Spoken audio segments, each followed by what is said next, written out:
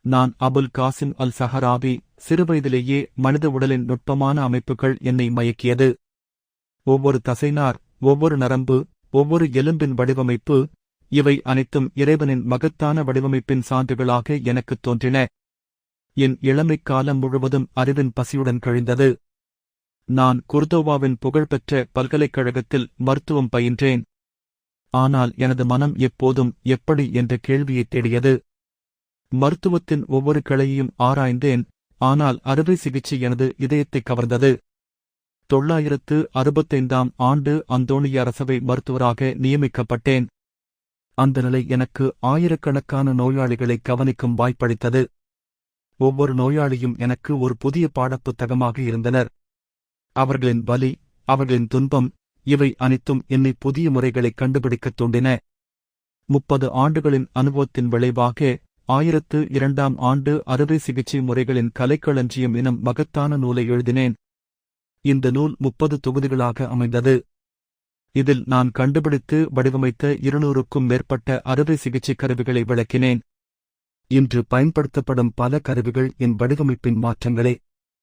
காயங்களை தூய்மைப்படுத்தும் முறைகள், இரத்த நாளங்களைக் கட்டும் முறை, பல் அகற்றும் சிகிச்சைகள், காது மற்றும் மூக்கு அறுவை சிகிச்சைகள், மார்பக புற்றுநோய் அறுவை சிகிச்சை, சிசேரியன் பிரிவு முறை.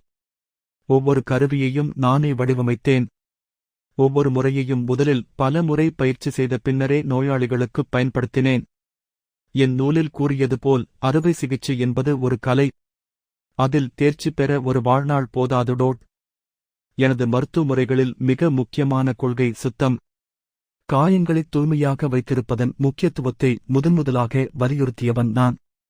அறுவை சிகிச்சைக்கு முன் கருவிகளை சூடாக்கி சுத்தம் செய்யும் முறையை அறிமுகப்படுத்தினேன். இன்று நவீன மருத்துவம் இதை பயன்படுத்துகிறது. 1013ஆம் ஆண்டு என் கண்கள் இந்த உலகை மூடின. ஆனால் என் மருத்துவ மரபு இன்னும் உயிர்ப்புடன் வாழ்கிறது. என் நூல் ஐரோப்பிய மொழிகளில் மொழிபெயர்க்கப்பட்டு பல நூற்றாண்டுகளாக மருத்துவ மாணவர்களுக்கு வழிகாட்டியாக இருந்தது. என் வாழ்க்கையின் சாரம் என்ன? ஒவ்வொரு மனித உயிரும் மகத்தானது. ஒரு மருத்துவனின் கடமை அந்த உயிரைக் காப்பதே. அறுவை சிகிச்சை என்பது பயங்கரமானது அல்ல, அது ஒரு கருணையின் கலை. ஒவ்வொரு வெட்டும், ஒவ்வொரு தையலும் ஒரு பிரார்த்தனையாக இருக்க வேண்டும். இன்று நீங்கள் பயன்படுத்தும் அறுவை சிகிச்சை கத்திகள், கத்தரிக்கோல்கள், ஊசிகள், இவை அனைத்திலும் என் ஆன்மா உயிர்ப்புடன் இருக்கிறது.